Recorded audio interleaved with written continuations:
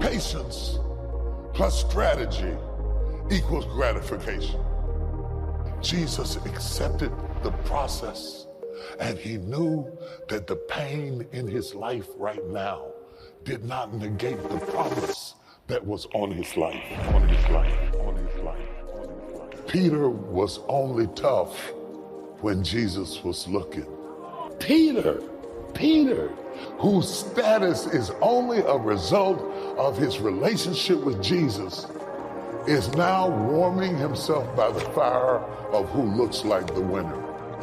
Some of you sold Jesus and you got what you wanted, but you don't want what you got. See, faith is not proven in victories. Faith is proven in peril. There are some things that God takes you through that you have to face it alone. Delayed gratification. Because when you have delayed gratification and you're suffering, you want friendship. Misery enjoys company. But there are some places that God is taking you that you can't take anybody with you. No matter how much they love you, no matter how much they like you, there are some things that God takes you through that you have to face it alone. You have to face it alone. I went in the labor room with my wife, and I was in the room with her, but when they said push, they weren't talking to me. When they pulled out scissors and did an episiotomy, I didn't bleed. The truth of the matter is, I told everybody we were having a baby. But when I saw them do what they did, I said, no, we ain't having no baby. You having a baby, and I'm praying for you. Because some things nobody can do for you. Peter, James, and John have gone into the Garden of Gethsemane, the place of pressing, the place where all of the olive trees were kept, the place where the only way you could get the oil was to crush the olive. And it is ironic that a crushed Jesus comes into a crushed place, getting ready to be transformed from one element into another. Crushing is always standing in the way. I wish I had some crushed people in here. I wish I had a few people who had gone through some crushing times. I wish I had some people who had lost a friend or lost a house or lost a spouse or went through something that crushed you and you didn't know whether you could take it and you didn't know whether you could make it and you wondered, where was God in the middle of your situation? I get tired of people always acting like you're on top of the mountain. Every now and then God orders a valley in your life. And when God orders a valley in your life, you got to be prepared to walk through the valley of the shadow of death and know that I'm going to walk through it. I'm not going to stay in it, but I got to walk through it because the valley comes to teach me.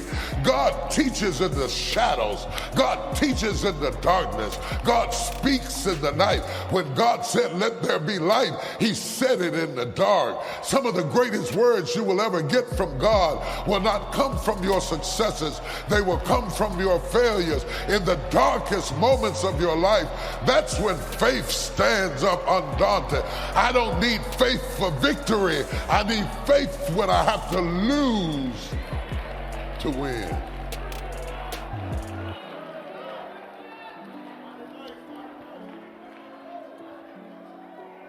Go on to sleep, Peter.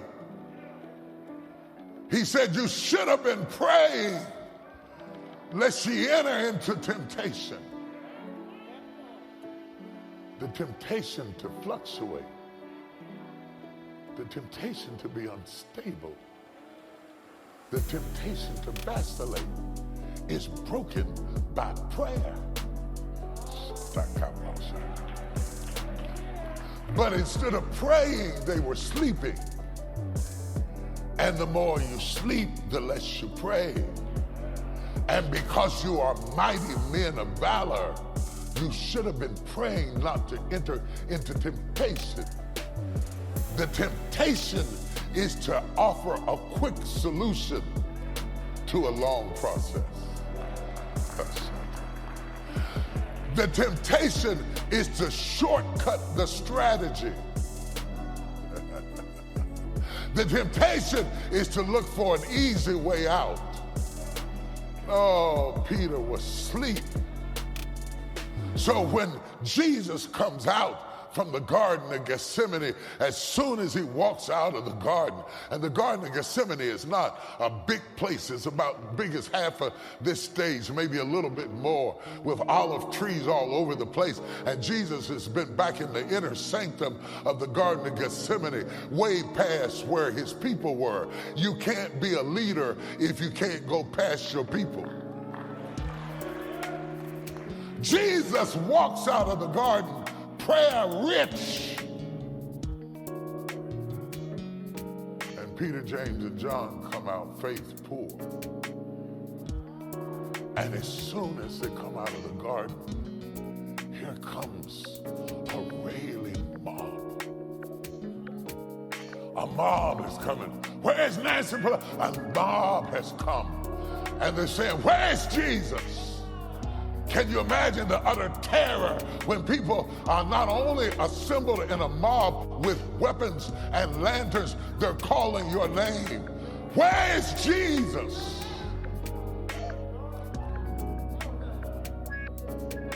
And then Jesus does something that's utterly amazing. It's not mentioned in my text, but it's mentioned in the Gospel of St. John. He said, I that speak am he, and they all fell backwards. I that speak am he, and they all fell backwards.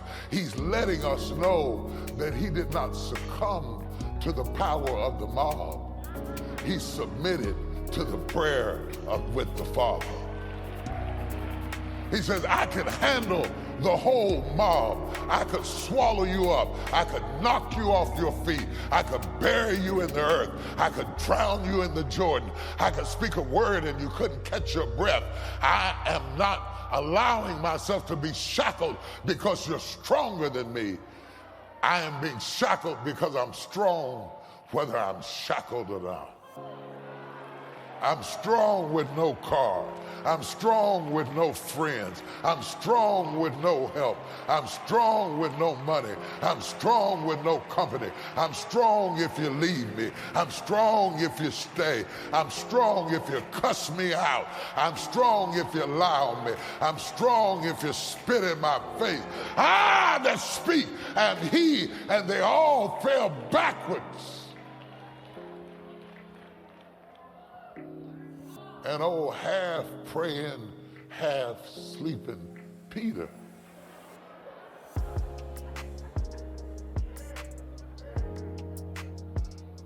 reached in and got his sword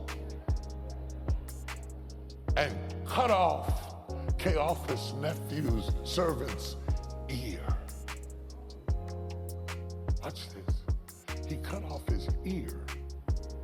Of all things to cut off, he cut off his ear. And Jesus stoops down and puts it back on again.